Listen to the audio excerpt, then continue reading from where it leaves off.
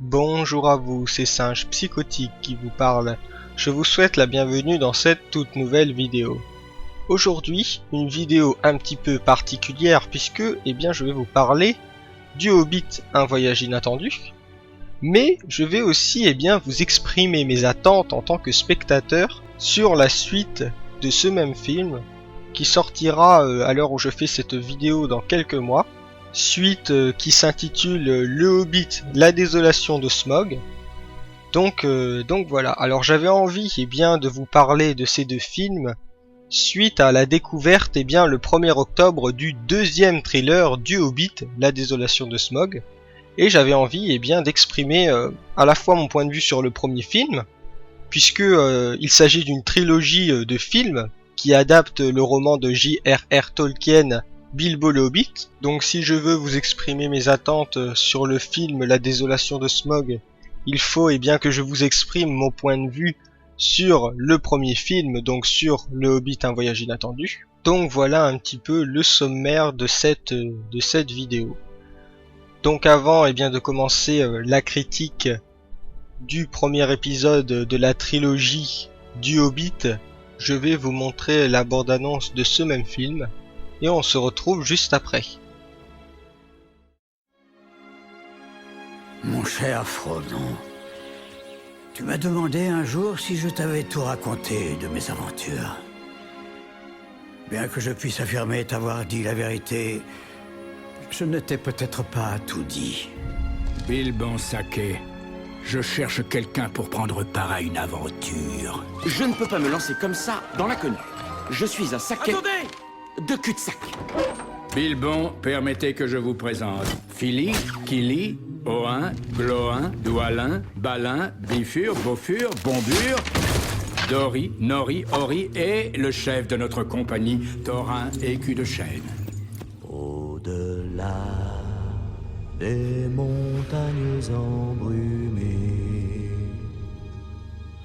non loin des sombres cavernes du passé, les pins rugissaient vers le ciel haut et fier, les vents gémissaient dans la nuit d'hiver, rouge le feu sur 1000 lieues, flambaient les arbres, torches de lumière. Je ne peux garantir sa sécurité. Entendu. Et je ne serai pas responsable de son sort.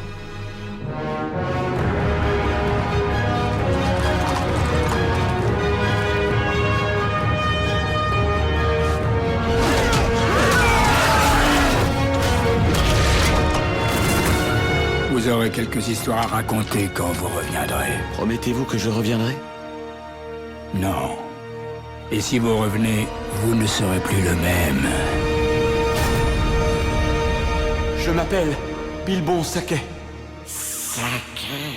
Qu'est-ce qu'un saquet, mon précieux?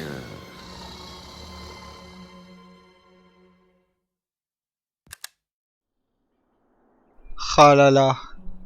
Je peux vous assurer que la première fois que j'ai vu cette bande-annonce, je n'avais qu'une seule envie, c'était me précipiter le plus vite possible en salle pour découvrir Le Hobbit, un voyage inattendu. Il me paraît assez inconcevable de vous parler de ce film sans évoquer Le Seigneur des Anneaux, puisque justement toute l'attente qu'il y a eu autour du Hobbit, un voyage inattendu, découle du succès absolument incroyable du Seigneur des Anneaux. Succès qui était d'ailleurs vraiment très bien mérité, puisque Le Seigneur des Anneaux est une trilogie de films absolument géniale. Et je pèse mes mots. Je peux vous assurer que la première fois que j'ai regardé Le Seigneur des Anneaux, ça a été un choc. Et en plus, je n'étais pas si vieux que ça, je devais avoir 8 ans, pas plus. Enfin bref, c'est entre 2001 et 2003 que sort la trilogie du Seigneur des Anneaux, trilogie cinématographique qui adapte la trilogie de livres de J.R.R. Tolkien, Le Seigneur des Anneaux.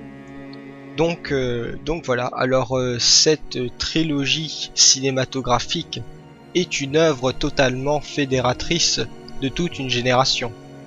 Et encore une fois, je pèse mes mots avec attention, puisque eh bien je peux vous assurer que moi, Le Seigneur des Anneaux, j'adore cette trilogie, mais j'adore tellement cette trilogie de films que j'ai du mal à être objectif.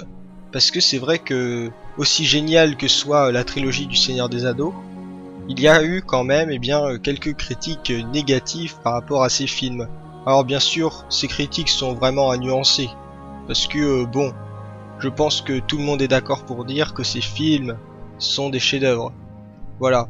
Je tiens à souligner cet état de fait, parce que il y a beaucoup de gens qui ont vraiment adoré le Hobbit, mais qui avaient un avis assez peu objectif, puisque c'est vrai que finalement, en ce qui me concerne, même si le Hobbit avait été un film complètement foiré, je l'aurais aimé, juste parce que c'est absolument incroyable de retourner en Terre du Milieu après 10 ans.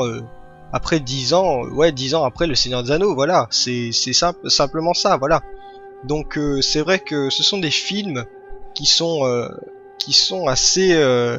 voilà, c'est difficile d'être objectif avec ces films parce que c'est vrai qu'ils ont un petit peu acquis le statut d'œuvre culte, d'œuvre totalement intouchable. C'est pour ça qu'il est assez intéressant de voir que Le Hobbit était déjà un film culte bien avant sa sortie. Et ça, c'est vrai que c'est assez intéressant de souligner cela parce que du coup, voilà, quand on découvre le film, on fait un petit peu abstraction de ses défauts. Et ça, c'est quelque chose que j'ai ressenti personnellement, mais je suis garanti que je ne suis pas le seul. Quand je parle avec des amis, ils m'expriment un petit peu la même chose. Quand le film, si vous voulez, quand le film est sorti, quand on en a reparlé juste après la sortie du film, on avait trouvé ça vraiment super génial, voilà. Mais quelques mois après, quand on a eu un petit peu plus de recul sur le film, on en a dégagé quelques défauts, et pourtant des défauts qui sont pas des moindres, hein, vraiment des défauts, mais vraiment énormes par rapport à ce film. Donc voilà. Alors c'est vrai que c'est assez intéressant de parler du Hobbit, un voyage inattendu, parce que c'est vrai que le film est un petit peu bancal finalement. Alors j'ai lu le roman et je peux vous assurer que j'ai été très très surpris du film, notamment de par sa structure scénaristique. J'ai lu le roman bien avant que le film sorte en salle. Et je peux vous assurer que j'ai vraiment été surpris quand on nous a annoncé que Le Hobbit serait une trilogie. Déjà parce que le roman, c'est vrai, raconte pas mal de choses, mais c'était largement faisable d'adapter le roman en un seul film. Mais après, moi j'ai trouvé ça cool d'un autre côté parce que j'étais vraiment content qu'il y ait une nouvelle trilogie, puisque ça fait 3 fois plus de films et donc 3 fois plus d'occasions d'aller en salle et de retourner en Terre du Milieu. Voilà, tout simplement. Donc voilà, alors ce qui était assez intéressant de dire aussi, c'est que Le Hobbit était un film qui a mis beaucoup de temps à se faire à cause de divers problèmes. Alors il y a eu des changements de réalisateurs, donc par exemple Guillermo del Toro, le réalisateur des 2 films d'Hellboy et du plus récent Pacific Rim, devait réaliser Le Hobbit, et c'est un réalisateur qui a une petite patte graphique assez identifiable dans chacun de ses films, et cette patte graphique on va la retrouver un petit peu dans Le Hobbit, même si ce n'est pas lui qui va réaliser le film finalement. Peter Jackson va réaliser le film, donc c'était le même réalisateur que la trilogie du Seigneur des Anneaux. Donc c'était pas plus mal, hein. Moi je me souviens à l'époque qu'on m'avait annoncé bien que Guillermo del Toro allait abandonner le projet, et bien j'étais un petit peu déçu parce que je me suis dit mince, le film c'est vraiment la merde, il va vraiment pas se faire ce film, hein. Ça fait 10 ans qu'on en parle et puis ça se fait jamais. Quand il y a une petite lueur d'espoir, et bien non, il y a un événement catastrophique qui met en péril le projet. Mais finalement, eh bien en 2011, je me souviens, ouais ça devait être en 2011, eh bien Peter Jackson a repris le projet en main et du coup, eh bien, c'était lui le nouveau réalisateur de la trilogie du Hobbit. Et moi, j'étais bien content parce que je me suis dit, après tout, c'est une valeur sûre parce que la trilogie du Seigneur des Anneaux était vraiment super géniale. Donc voilà. Alors quand le projet a été initié, je peux vous assurer que j'attendais le film mais avec impatience et pour moi, c'était même le messie du cinéma d'heroic fantasy. Voilà. Donc franchement j'attendais vraiment beaucoup de ce film. Même je trouve que j'attendais beaucoup de trop. Mais bon, ça c'est un petit détail parce que bon globalement je vous cache pas que moi le Hobbit je trouve que c'est un très bon film. Voilà, globalement c'est un bon film. Maintenant il faut... Enfin moi voilà, je pense que c'est un bon film mais il faut être assez objectif quand même. Si on parle avec objectivité, le Hobbit, un voyage inattendu, est nettement moins bon que la communauté de l'anneau, qui est le premier épisode de la trilogie du Seigneur des Anneaux. Voilà. Alors bien sûr, je compare les deux films parce que je trouve qu'ils sont assez comparables, hein. Ne comparons pas le Hobbit, un voyage inattendu, avec les Deux Tours ou avec le Retour du Roi. Bien sûr, il faut pas comparer ces films entre eux puisqu'ils n'ont rien à voir. Le Retour du Roi et les Deux Tours sont les deux derniers films de la trilogie. Donc on va comparer plutôt le Hobbit, un voyage inattendu, avec le premier film. Ce qui nous permettra bien de voir quels sont les éléments qui diffèrent entre ces deux films. Et ouais, en faisant ça, on se rend compte que le Hobbit, un voyage inattendu, est vraiment moins bon que la communauté de l'anneau. Et ce pour plusieurs raisons. Donc ces raisons, je vais vous les expliquer de suite. Je pense que le principal problème du Hobbit, un voyage inattendu, c'est l'importance de ses enjeux. Les enjeux du film, c'est-à-dire les éléments qui sont mis en jeu dans le scénario, sont bien moindres que ceux du Seigneur des Anneaux. Et ça, je pense que personne ne pourra dire le contraire. Mais le problème, c'est que le scénario du Hobbit, un voyage inattendu, essaye de créer des enjeux épiques avec des éléments qu'ils ne le sont pas. Et ça, c'est assez caractéristique d'un film qui finalement, sur la forme, se veut vraiment une fresque épique, mais qui, sur le fond, ne propose rien. Et ça, c'est assez flagrant dans Le Hobbit, un voyage inattendu. Quand on a une course-poursuite avec Radagast et une petite troupe de wargs, c'est tourné de manière épique, avec une musique absolument magnifique de Howard Shore. Mais, si on prend un peu de recul sur la séquence, on se rend compte que cette scène n'a absolument aucun enjeu. Il n'y a pas de tension dramatique. On ne s'en fait pas pour les personnages. Voilà, c'est le gros problème. Le Hobbit, un voyage inattendu, donne l'impression d'être un petit peu un thriller de la désolation de Smaug et du troisième film, donc il me semble qu'il s'appellera La Bataille des 5 armées, mais je ne me souviens plus très bien. Je sais plus si c'est la Bataille des 5 armées ou l'histoire d'un aller et d'un retour, mais enfin bref, voilà l'impression que ça m'a donné. Donc quand j'ai vu le film, alors bien sûr, quand j'ai vu le film pour la première fois en salle, j'ai adoré, j'ai trouvé ça génial. Franchement, je trouvais que c'était un bon film. Mais quand je suis rentré chez moi, j'ai un petit peu réfléchi sur les choses qui n'allaient pas et ça c'était une des premières choses qui m'avait un peu choqué. Surtout quand on a lu le livre avant. Parce que quand on est un spectateur qui n'a pas lu le livre, on peut se dire bon c'est sympa, c'est bien épique et tout ça, les scènes d'action elles sont vraiment dantesques, ça va être super. Voilà, on peut toujours se dire ça. Même si globalement, même si on n'a pas lu le livre, eh bien on se rend compte quand même que les scènes manquent un petit peu, les scènes d'action manquent un petit peu d'enjeu, voilà. Mais surtout voilà, c'est ce que je disais, quand on a lu le livre avant de voir le film, eh bien on ne peut pas s'empêcher de se dire, mais ces scènes-là, elles n'étaient pas présentes dans le livre. Alors oui, c'est parce que Peter Jackson a pris à inventer des choses et à rajouter des éléments qui n'étaient pas présents dans le livre Bilbo le Hobbit, mais qui étaient présents bien dans d'autres nouvelles de J.R.R. Tolkien. Donc des choses qui sont tirées de livres comme Contes et légendes inachevées par exemple. Et du coup, ce qui est assez... donc c'est intéressant d'un côté, parce que du coup, quand on n'a pas lu le livre, ça permet de voir une histoire un peu plus complète, voilà, de profiter d'une nouvelle trilogie de films, puisque il y a beaucoup d'éléments qui ont été rajoutés. Et quand on a lu le livre, ça permet de voir une version un petit peu alternative du livre, une version enrichie. Et ça, c'est vrai que c'est intéressant, mais d'un autre côté, le problème c'est que on nous rajoute ces choses-là, mais elles ne servent pas le scénario global. Dans un scénario classique, chaque élément est censé faire avancer l'histoire, faire avancer les personnages. Mais là, on va nous balancer des tonnes d'éléments un petit peu à droite à gauche, mais ce seront oui, des éléments qui ne sont pas, qui ne vont pas forcément faire avancer l'histoire.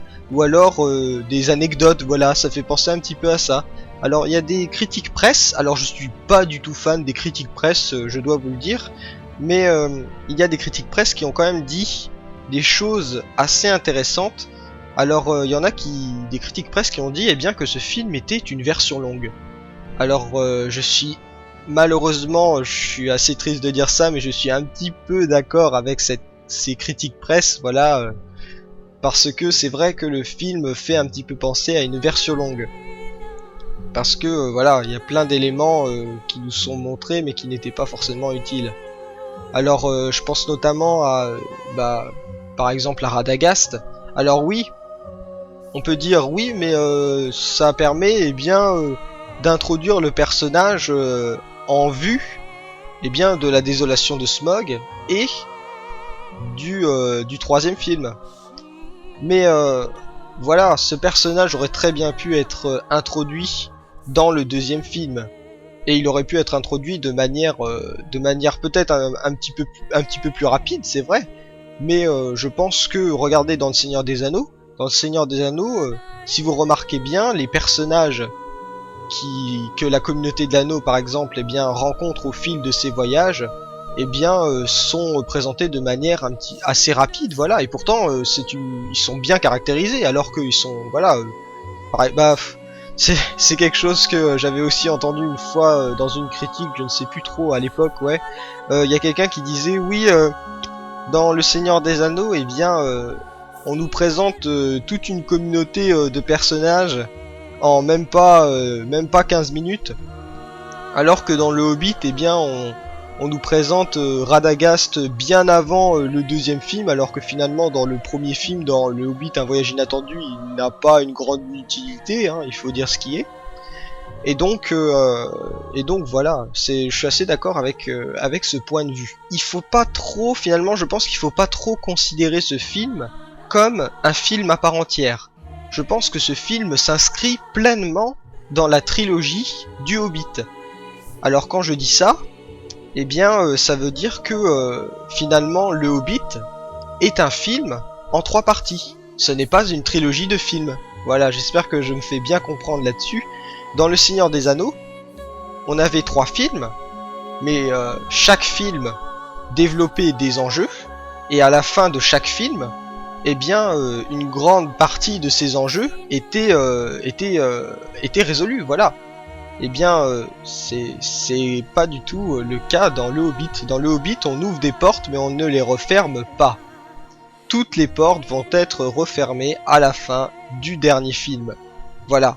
Donc c'est assez... Enfin voilà, ça donne un film un petit peu bizarre, on a l'impression de voir... moi, voilà, ça m'a donné cette impression quand j'ai vu Le Hobbit, un voyage inattendu.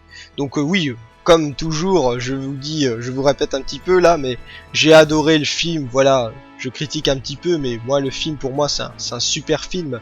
Mais c'est vrai que quand j'ai vu le film et que j'ai pris un petit peu de recul, je me suis rendu compte qu'il y avait des choses qui marchaient pas, et là, ce qui m'a choqué, un autre élément qui m'a choqué, c'est le fait que j'avais l'impression de voir une moitié de film, voilà, j'avais vraiment l'impression de voir un film, un bout de film, voilà, donc comme je le disais précédemment, une bande-annonce, de La Désolation de Smaug et du 3e film de la trilogie du Hobbit. En gros, Le Voyage Inattendu est un film d'introduction, voilà. Et c'est totalement le cas, hein. On prend bien son temps pour nous présenter tous les personnages correctement, ce qui est une bonne chose, hein.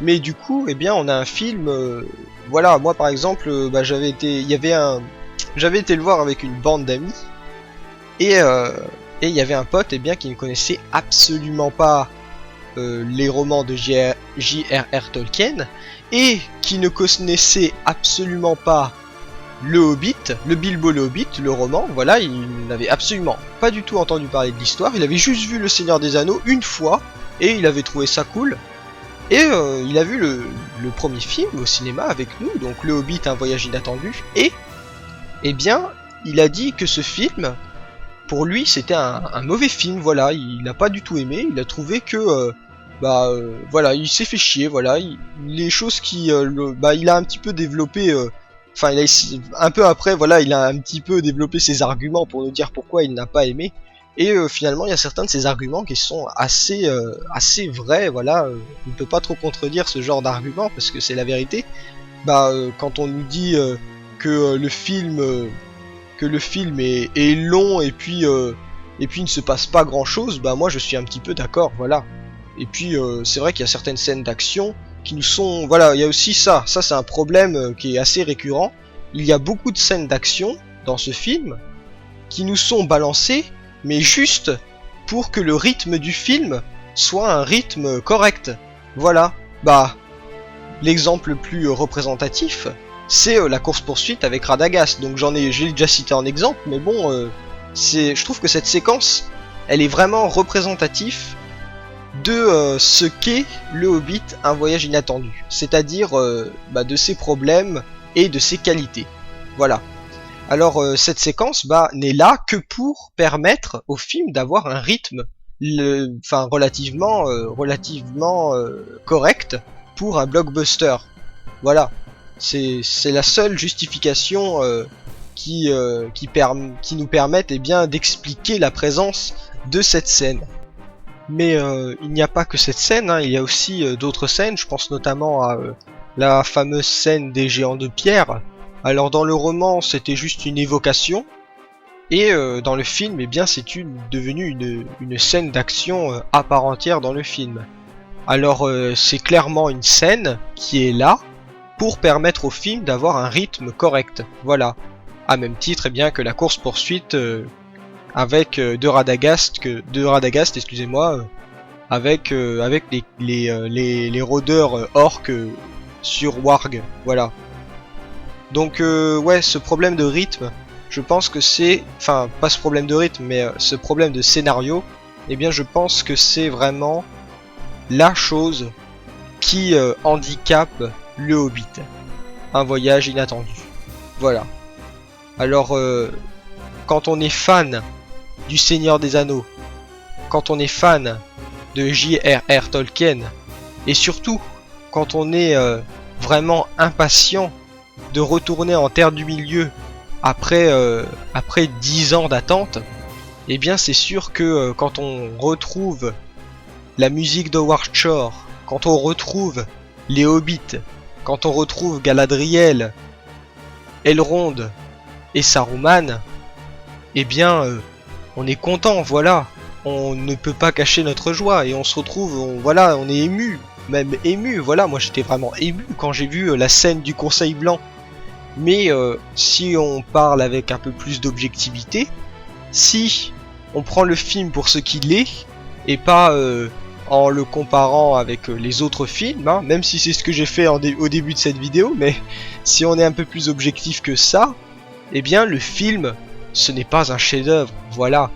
Mais ce qui est assez intéressant de voir, c'est que comme ce film fait partie eh bien, de la saga du Seigneur des Anneaux, parce qu'il faut dire, voilà, le Hobbit, la trilogie du Hobbit et le Seigneur des Anneaux sont deux sagas de films qui sont complémentaires, et donc du coup ça va faire comme Star Wars. On va avoir une saga qui va être exceptionnelle, et une deuxième saga qui va être moyenne, mais qui sera quand même considérée comme une trilogie de films absolument culte à cause du succès bien de la trilogie précédente, voilà. Alors bon, j'exagère un petit peu, voilà, je dis ça, disons que c'est des suppositions, parce que bon, c'est juste le premier film, voilà, je n'ai pas encore vu les deux films suivants. Donc oui, je dis ça de manière, enfin voilà, c'est un pronostic, si je puis dire, voilà. Donc bon, maintenant le problème du Hobbit, eh bien aussi, c'est ses effets spéciaux. Alors là, ça c'est quelque chose qui a fait beaucoup parler les gens sur internet. Alors les effets spéciaux du Hobbit, alors moi je vais vous exprimer un petit peu mon point de vue là-dessus. Moi je pense que le Hobbit, un voyage inattendu, dispose de beaucoup trop d'effets numériques.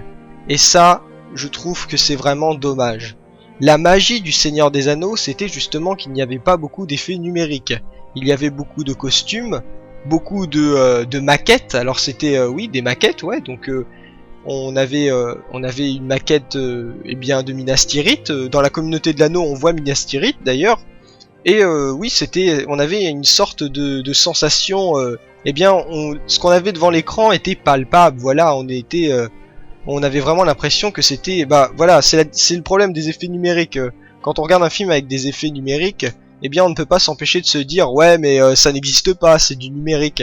L'objet qui est devant nos yeux est un objet qui a été fait par ordinateur, et donc il n'est pas présent dans le plan. Voilà, et donc il y a une distance qui se crée entre le spectateur et le film. Eh bien, dans le Hobbit, c'est totalement le cas. Voilà, même si, oui, dans le Seigneur des Anneaux, il y a des images de synthèse, mais ils sont utilisés. Ces images de synthèse ne sont utilisées de manière modérée, voilà. Alors que le Hobbit, c'est presque du too much, j'ai envie de dire. On en fait beaucoup de trop, il y a beaucoup d'images de synthèse. Alors, ce qui m'a assez étonné, c'est qu'on a des orques qui sont faits en motion capture, voilà. Donc, ils ont un design un petit peu différent eh bien, des orques du Seigneur des Anneaux, ce qui est bien, hein, ça je vais pas critiquer. Mais ce qui me gêne un petit peu, c'est qu'on a des orques, donc par exemple, je pense notamment à la scène qui se passe eh bien, sous les monts brumeux, donc avec les gobelins, voilà. Eh bien, on a des gobelins en motion capture. Et ça, bon, je trouve ça, voilà, je pense que moi j'aurais bien aimé retrouver des gobelins différents, certes, de ceux qu'on voit dans la Moria, dans la communauté de l'anneau, mais des gobelins en prothèse, enfin voilà, ouais, des acteurs qui soient déguisés avec en prothèse et tout ça, avec une armure, voilà. Si ça se trouve, ça aurait peut-être même coûté moins cher de faire comme ça, mais voilà, moi je pense que c'est voilà, il y a trop d'images de synthèse dans ce film et trop d'images de synthèse qui sont un petit peu gratos, voilà. Et en fait, on a l'impression que le Hobbit a un petit peu est devenu, si vous voulez, un film de pur divertissement, voilà. On a voulu mettre beaucoup d'effets spéciaux spectaculaires pour faire donner une claque au spectateur, voilà. Alors oui, je suis d'accord pour dire que les effets spéciaux dans le Hobbit, eh bien, sont quand même bien faits. Alors moi, oui, je suis totalement d'accord. Les effets spéciaux du Hobbit sont très très bons, mais il faut dire ce qui est, hein. Moi je pense, et je suis pas le seul à le penser, que les images de synthèse, eh bien il ne faut pas en abuser, voilà. Moi, pour moi, les meilleurs effets spéciaux, ce sont ceux qui utilisent les images de synthèse de manière modérée et qui n'hésitent pas, eh bien à utiliser des moyens beaucoup plus qui sont beaucoup plus réalistes. Parce que les images de synthèse, on peut dire ce qu'on veut, hein, ouais, ces images de synthèse là sont photoréalistes et tout ça. Mais quand on regarde un film comme Le Hobbit, on peut aisément deviner quels éléments sont des images de synthèse et quels éléments sont réels, voilà, sont des objets qui ont été filmés. Il y a un exemple assez caractéristique que je pourrais vous expliquer, c'est celui de Jurassic Park, du premier Jurassic Park. Pourquoi le premier Jurassic Park a des effets spéciaux qui a si bien vieilli? Eh bien c'est simple, c'est parce que Steven Spielberg, le réalisateur, a fait le choix d'utiliser un peu d'images de synthèse, mais aussi des animatroniques, des marionnettes, et voilà, donc du coup, eh bien, on se retrouve devant un film qui a des effets spéciaux qui n'ont absolument pas vieilli, même en 2013. Eh bien, le Hobbit, c'est le cas. Et le Seigneur des Anneaux aussi, pardon, excusez-moi, je m'en mêle un petit peu les pinceaux, mais donc je disais, oui, le Hobbit, c'est pas le cas, voilà, tout simplement. Alors dans le Seigneur des Anneaux, c'était un petit peu le cas, voilà, on avait des effets spéciaux qui étaient un petit peu un mélange entre de l'image de synthèse et des maquettes, des prothèses, voilà, c'est ça que je trouvais beau dans le Seigneur des Anneaux. Et puis, je vous disais un petit peu précédemment, eh bien que je trouvais que le Hobbit avait un aspect un petit peu too much. Alors, de par les effets spéciaux, comme je vous ai dit il y a quelques secondes, voilà, mais aussi de par sa réalisation. La réalisation du Hobbit, mais c'est un truc de fou, quoi.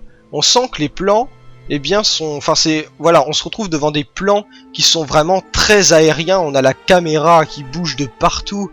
Enfin, les plans sont lisibles, mais la caméra, on a l'impression, voilà, qu'elle tourne un petit peu, qu'elle se déplace de manière injustifiée. Voilà, c'est juste histoire de nous montrer qu'on a des beaux effets et tout ça.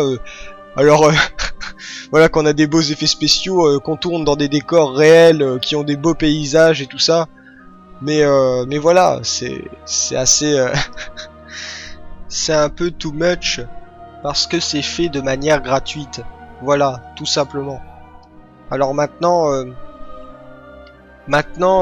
voilà, je descends un petit peu le film, mais j'ai adoré ce film. Je l'ai même en Blu-ray. C'est pour vous dire. Et il y a une version longue qui sort en novembre.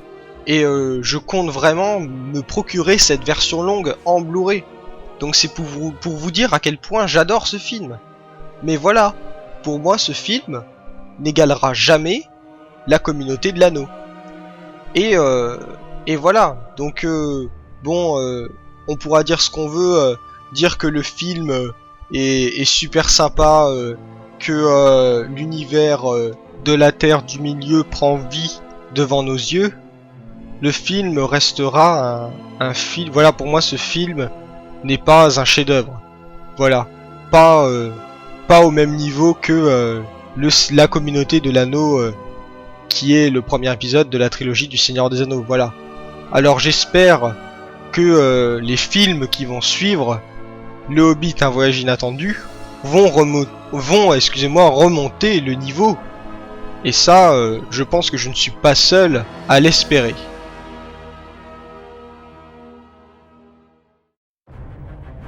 Loin à l'est, par-delà des monts et des rivières, se dresse un pic solitaire. Les nains sont résolus à reconquérir leur terre. J'aime avoir des visiteurs, comme n'importe quel hobbit, mais j'aime bien les connaître avant qu'ils ne me rendent visite. Monsieur Saquet, Pour vous servir. Je suis entouré de nains. Que font-ils ici? Voilà une bien joyeuse assemblée. Alors, c'est le Hobbit. Vous m'aviez demandé de trouver le 14e membre de cette compagnie. J'ai choisi Monsieur Saquet. Moi? Non. Les hobbits peuvent passer inaperçus quand ils le veulent, ce qui nous donne un net avantage. Nous saisirons cette chance de reprendre Erebor. Monsieur Bilbon, où allez-vous comme ça? Je pars pour une aventure. Mithrandir, pourquoi le semi-homme? Pourquoi Bilbon Saquet? Peut-être est-ce parce que j'ai peur. Et qu'il me donne du courage. Ainsi, c'est là votre but. Pénétrer dans la montagne. Et alors, d'aucuns jugeraient que cela n'est pas prudent. Une puissance maléfique a trouvé un moyen de revenir dans le monde. Et si nous jouions au jeu des énigmes? Et si ça perd, qu'arrive-t-il? Oh, si ça perd, mon précieux, nous le mangerons. Si le saké perd, nous le mangerons tout entier. Entendu.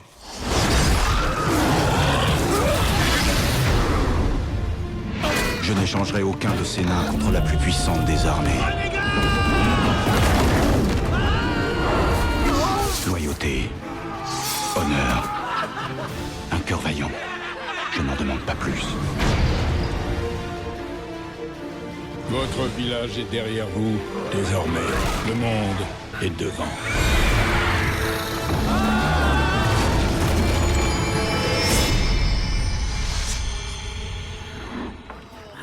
Eh ben, ça aurait pu être pire.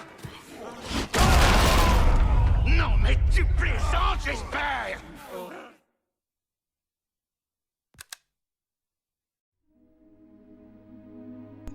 Je ne vous ai pas parlé de l'aspect technique du film, c'est-à-dire du fait que ce film a été tourné en 48 images par seconde. Alors je ne vous en ai pas parlé parce que tout simplement je n'ai pas vu le film en 48 images par seconde. Alors maintenant, il y a eu quelques retours comme quoi la fluidité de l'image ferait que certains effets spéciaux en fait passeraient mal à l'écran.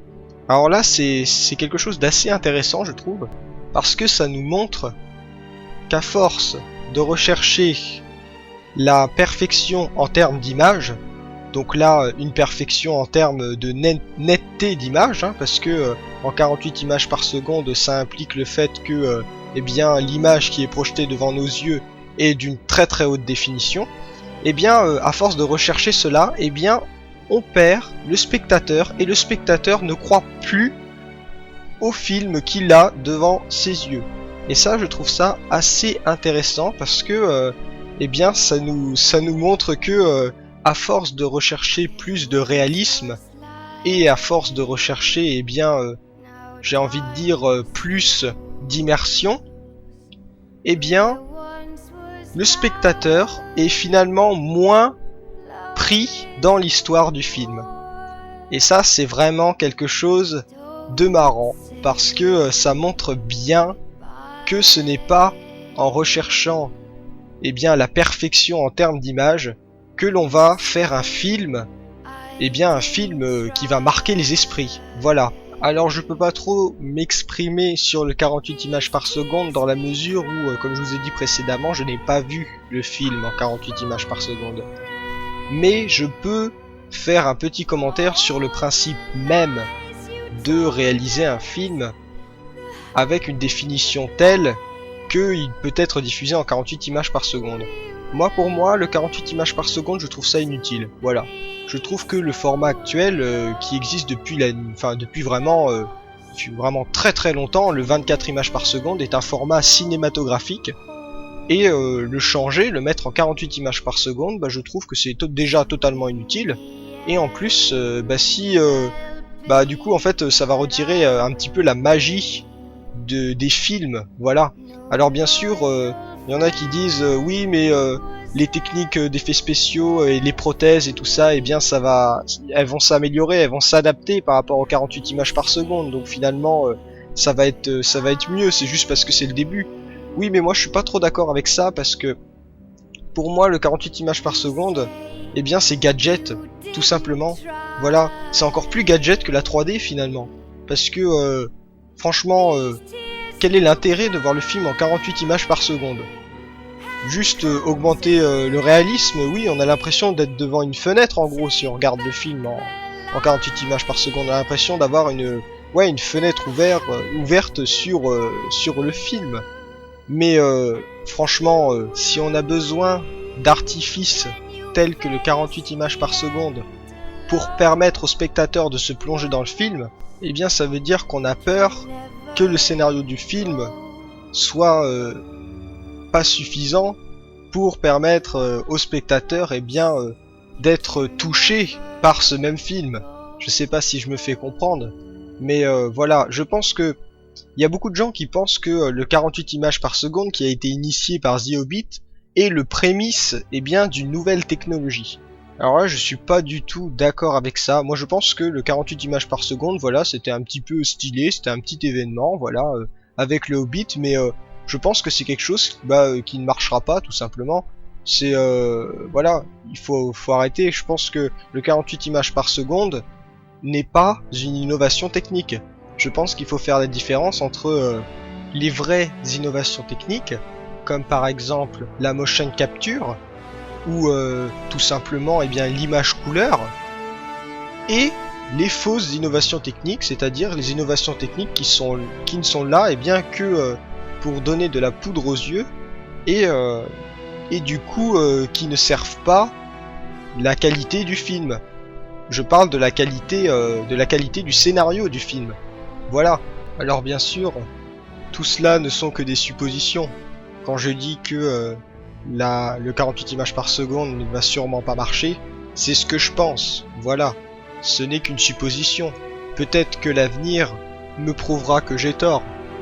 Et ce serait fantastique, parce que ça voudrait dire que j'ai assisté à une avancée dans l'histoire du cinéma. Mais bon, franchement, j'y crois pas trop. Donc, je vais vous parler maintenant de mes attentes sur le deuxième film de cette trilogie du Hobbit, donc qui sortira en décembre 2013. Donc je vais vous parler de ce film un petit peu après. Donc je vais vous passer la bande-annonce numéro 2 du film qui est sorti la semaine, il y a pas longtemps, voilà, cette semaine, qui est sorti cette semaine, donc le 1er octobre. Et voilà, donc on se retrouve tout à l'heure. Allez, à tout à l'heure.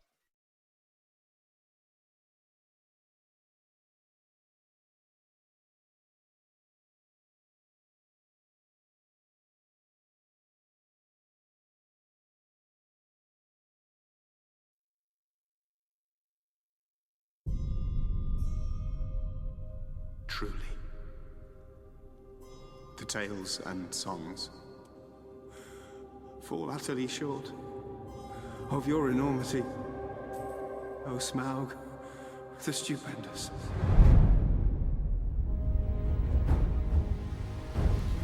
We are the dwarves of Erebor. We have come to reclaim our homeland. I offer you my help. How do we know he won't betray us? We don't. There is no king under the mountain, nor will there ever be. It will not end here. With every victory, this evil will grow. Legolas has grown very fond of you. Do not give him hope where there is none. You have no right to enter that mountain. I have the only right. We've been blind. In our blindness, our enemy has returned. I found something in the Goblin tunnels. What did you find? My courage. Good. You'll need it.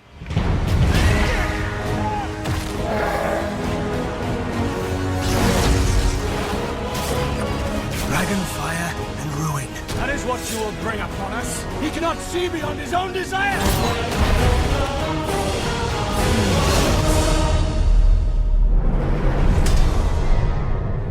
I will not risk this quest for the life of one burglar.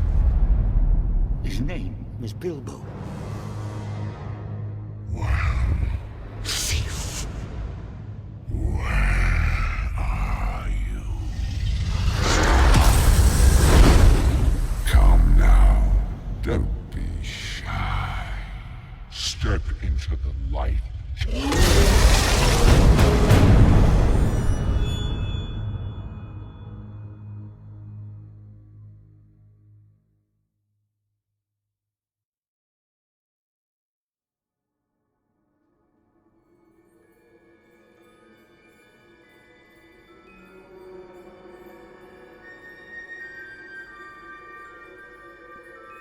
Je ne sais pas ce que vous en pensez, mais en ce qui me concerne, quand je regarde cette bande-annonce, j'ai un frisson qui me traverse toute la colonne vertébrale.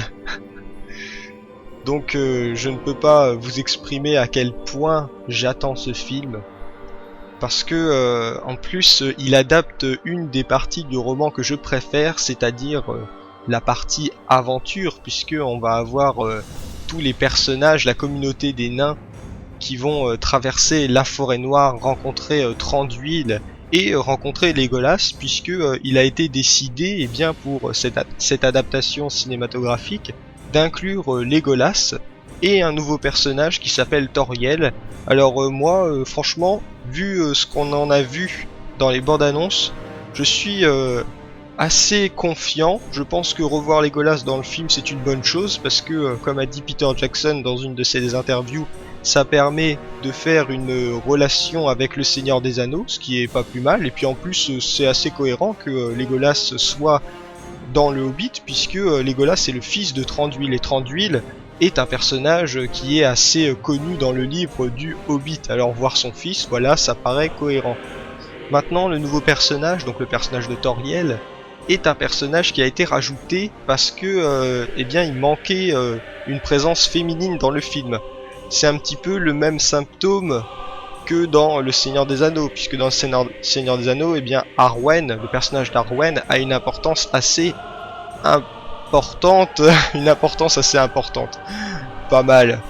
Non, mais je veux dire, c'est un personnage qui nous est développé de manière plus importante que dans le livre. Dans le livre, Arwen, c'est un personnage qui est assez anecdotique.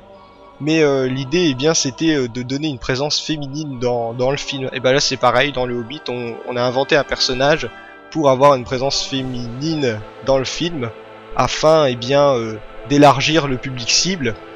Parce que bon, c'est vrai que quand on fait un blockbuster de 200 millions de dollars, eh bien, il faut quand même qu'il y ait une présence féminine, parce que sinon, les femmes qui vont voir le film ne vont pas s'y retrouver. Voilà. Enfin, voilà, c'est un petit peu une théorie marketing, mais bon. D'ailleurs, je ne suis même pas sûr que ce soit Peter Jackson et sa femme qui ont scénarisé le Hobbit qui aient fait le choix d'intégrer ce personnage.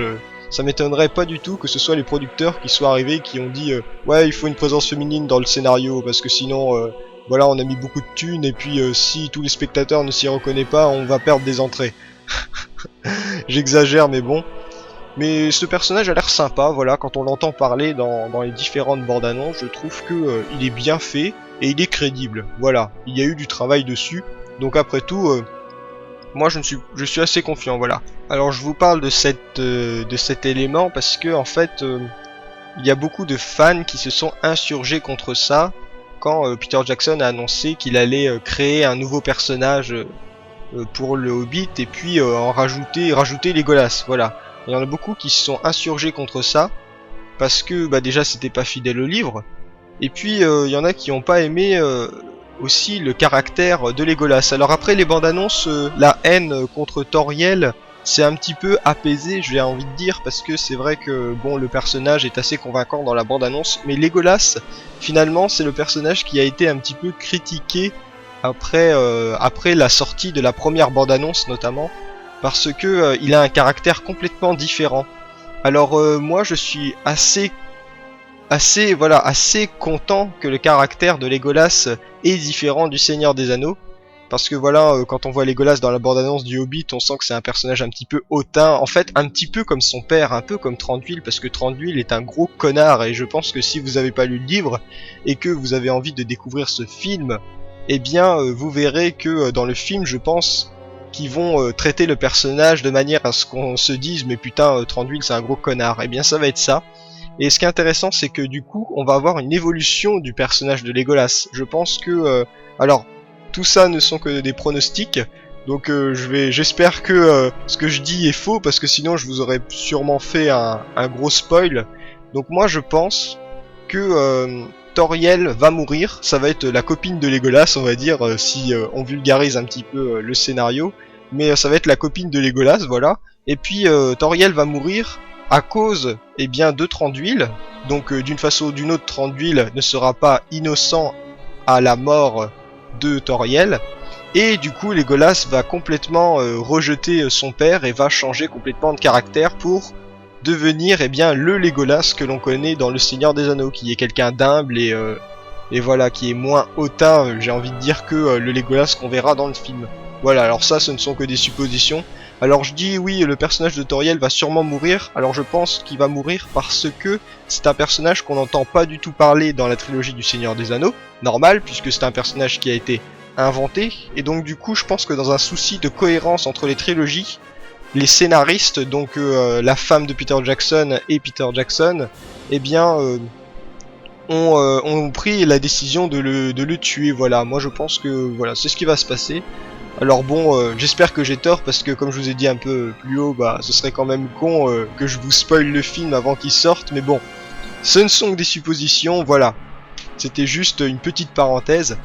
Non mais sinon, voilà, moi je suis globalement satisfait. C'est pas ça qui me gêne finalement dans le film, c'est pas le fait que deux personnages aient été rajoutés dans l'intrigue. Moi ce qui me gêne un peu dans le film, et surtout plus particulièrement dans cette bande-annonce, c'est Smaug, le dragon. Alors moi, j'étais très fan du design de Smaug qui avait été présenté, Guillermo del Toro avait un design de Smaug absolument exceptionnel. Voilà, son équipe de créatifs avait commencé un petit peu la conception design de certains monstres, dont Smaug. Et je trouve que le design de Smaug, il y en a beaucoup qui l'aiment pas, le design de Smaug version Guillermo del Toro, mais moi je le trouve pas mal, j'ai trouvé que ça changeait. Parce que là on se retrouve devant un Smaug qui est stylé, oui il est serpentiforme, hein. Pour moi c'est vrai que ce Smaug là est assez stylé, mais je trouve que son design est un petit peu, voilà, on s'y attend, tout simplement, ça prend pas de risque, le film ne prend aucun risque. Donc on a un Smaug serpentiforme qui est semblable au Smaug de l'illustration. Alors je ne sais plus si c'est John Woo ou Alan Lee qui avait fait cette illustration, mais c'est une illustration qu'on peut voir sur la couverture de la plupart des éditions du roman Bilbo le Hobbit.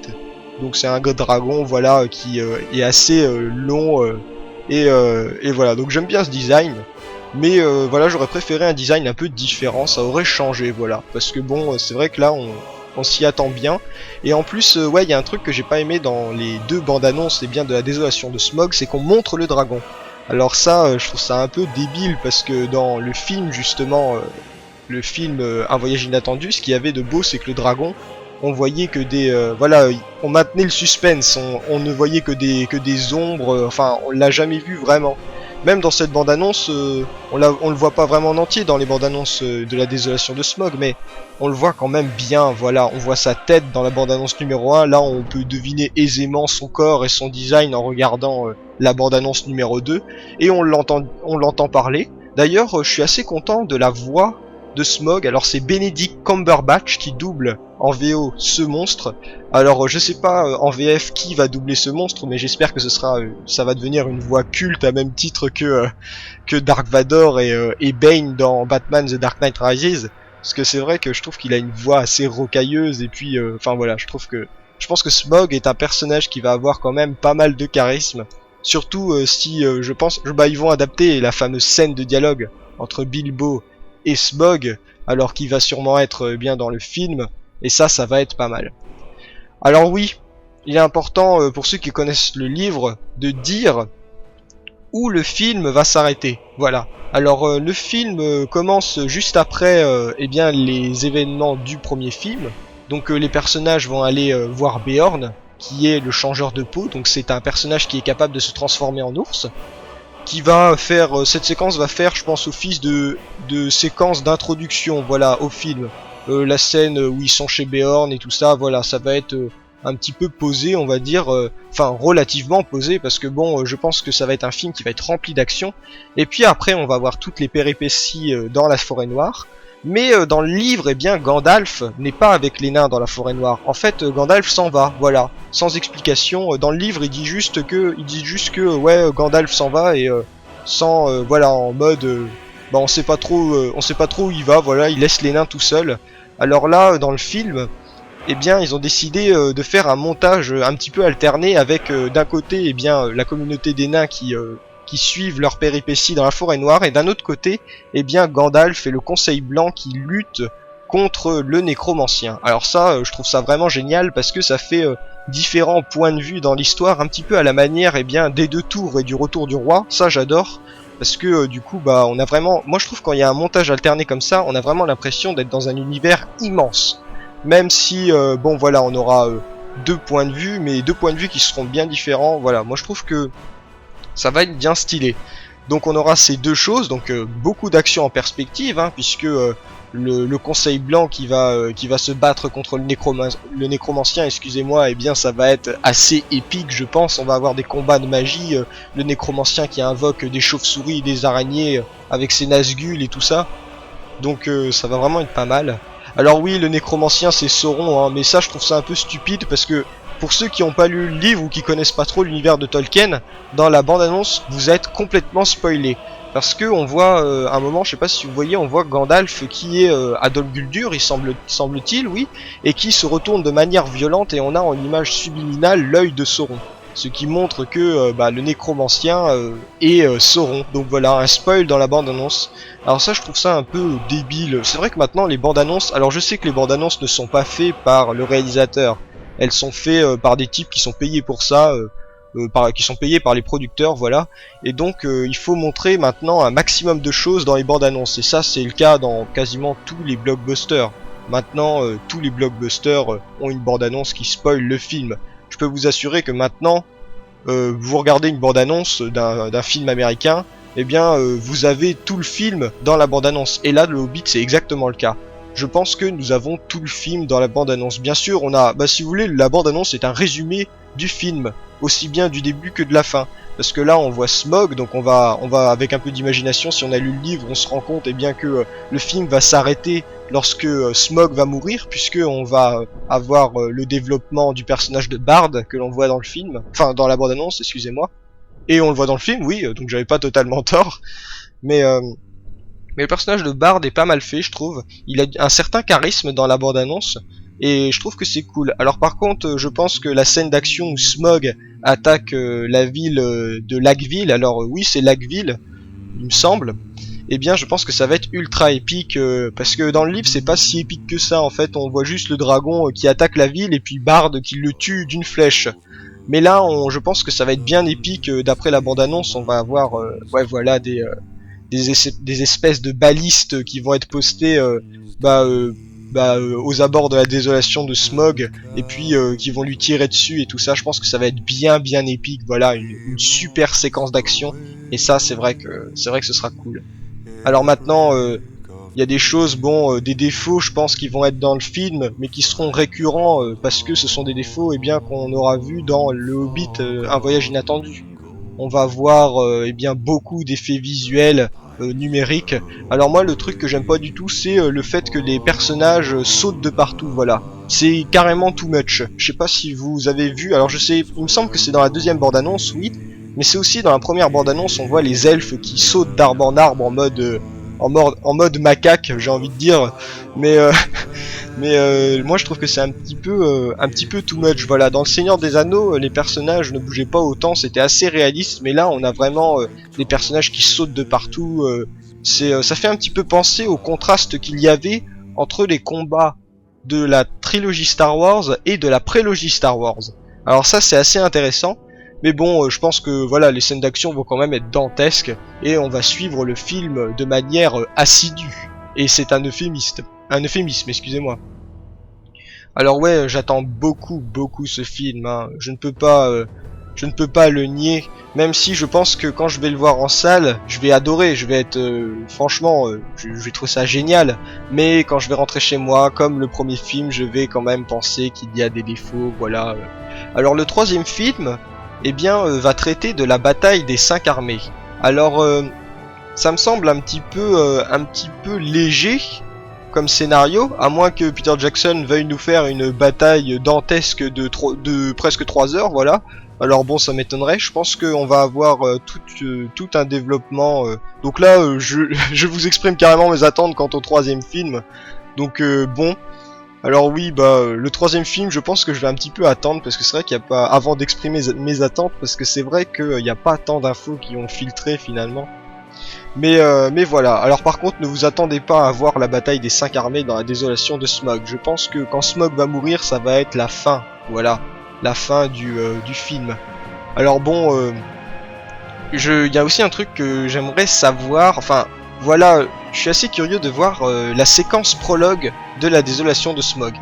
Alors moi, je pense que ça va être Gandalf qui parle avec Thrain dans Dol Guldur. Ça va peut-être être ça, le prologue du film. Mais après, je ne suis pas sûr. On verra. J'espère que ce sera quelque chose d'autre, parce que c'est vrai que bon, moi j'ai l'habitude d'avoir, quand on regarde un film, aussi bien Le Seigneur des Anneaux que Le Hobbit, eh bien on a toujours un prologue qui est assez épique, qui est vraiment génial. Et là, j'aimerais avoir un prologue vraiment qui nous met en haleine. Donc c'est vrai que je trouve que bon, Gandalf et Thrain, bon, c'est pas forcément la meilleure chose pour mettre en haleine le spectateur. Après, ça dépend comment c'est fait.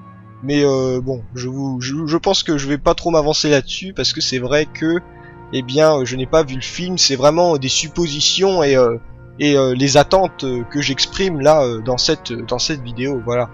Alors bon, il y a plein de choses que j'attends de ce film. Moi déjà, je suis content parce que je pense que ce film, comme je vous ai dit un peu plus haut, sera beaucoup plus intéressant à suivre que Un Voyage Inattendu, parce que je pense qu'il y aura vite fait un replacement, comme je l'ai dit un peu plus haut, replacement dans le contexte du film avec Beorn, voilà, les personnages vont être chez Beorn, et puis on va fixer des enjeux, voilà, et puis quelques enjeux, voilà, et puis ensuite, eh bien, on va tout de suite partir dans l'action et dans l'aventure. Donc je pense que ça va être un film qui va être ultra divertissant, mais qui va peut-être manquer de subtilité, voilà. Je pense que le défaut de ce film, qui va sûrement être présent, alors je dis sûrement parce que voilà, ce ne sont que des suppositions encore une fois, mais je pense que ce film va être sûrement beaucoup exagéré au niveau de l'action.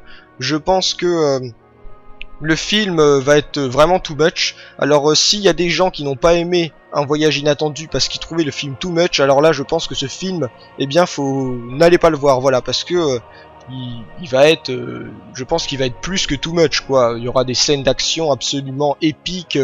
Enfin voilà, moi je me dis, déjà, si Peter Jackson rend épique des scènes d'action qui sont pas forcément utiles, genre la rencontre entre les nains et les trolls, les nains et Bilbo, l'altercation entre les nains et Bilbo et les trolls, qui est finalement tourné de manière très épique dans Un Voyage Inattendu, alors que finalement c'est pas quelque chose qui est si épique que ça, voilà. Alors je pense que si déjà avec des séquences qui sont pas si importantes que ça, il nous fait une musique épique et tout, il nous tourne ça de manière, j'ai envie de dire de manière épique, quand ce sera vraiment des trucs épiques, mais je sais pas ce qu'il va faire, quoi. Il va faire un truc, une énorme musique et tout ça, voilà, ça va être assez marrant, je pense.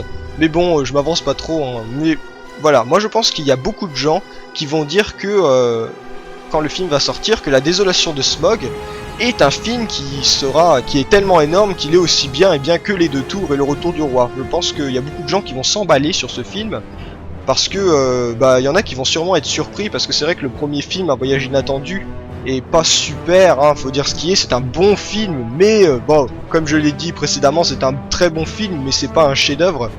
Mais je pense que La Désolation de Smaug, ça va faire exactement pareil, on va se retrouver devant un très bon divertissement, mais ce ne sera pas un chef-d'œuvre. Voilà. Alors au niveau des personnages, je trouve que les personnages sont globalement bien faits. Et puis même le personnage de Bard, j'avais un peu peur quand j'avais vu les premiers visuels, mais finalement quand on le voit dans cette deuxième bande-annonce, il est plutôt classe. Voilà, faut dire ce qui est. Je trouve que il a du charisme. Voilà, c'est tout. Et Thranduil, je le trouve génial. Alors il y en a plein qui l'avaient critiqué quand ils l'avaient vu dans le prologue du Hobbit, Un Voyage Inattendu. Il y en a qui l'avaient critiqué en disant qu'il ressemblait à une drag queen. Donc c'est vrai que bon, il a un design assez, j'ai envie de dire, assez métrosexuel. Mais en vrai, non. Moi, quand je l'avais vu dans le premier film, j'avais trouvé classe. Même si j'ai trouvé que quand il chevauchait son élan, ça faisait un petit peu too much. Mais après tout, le trop, c'est un défaut qui est caractéristique de cette trilogie, donc quand on se met ça dans la tête, eh bien, je pense que ça passe tranquille. Et du coup, bah là, quand on le voit dans la bande-annonce, je pense que, voilà, il est bien fait. Je pense que c'est un elfe qui va avoir du charisme, qui va être un petit peu l'elfe connard, voilà. Alors, ça va être assez marrant. Et puis les elfes de la forêt noire, c'est pas du tout la même culture que tous les autres... bah, en théorie, c'est pas la même culture que tous les autres peuples elfes qu'on a découvert dans le Seigneur des Anneaux. Donc ça va être assez intéressant, bien de voir ça. Alors, bah, je pense que j'ai exprimé mon point de vue clairement sur Le Hobbit, un voyage inattendu, et que j'ai exprimé clairement mes attentes sur le film La Désolation de Smaug. Alors la vidéo sera bien longue, alors j'espère que je ne vais pas trop galérer à l'uploader sur YouTube, mais je suis à votre service et je ferai tout ce qui est en mon pouvoir pour vous proposer un contenu intéressant sur ma chaîne YouTube. Voilà. Alors bah, j'espère que cette vidéo vous aura plu, et donc voilà. Donc je vous encourage à poster des commentaires, et je vous donne rendez-vous pour une prochaine vidéo. Allez, salut!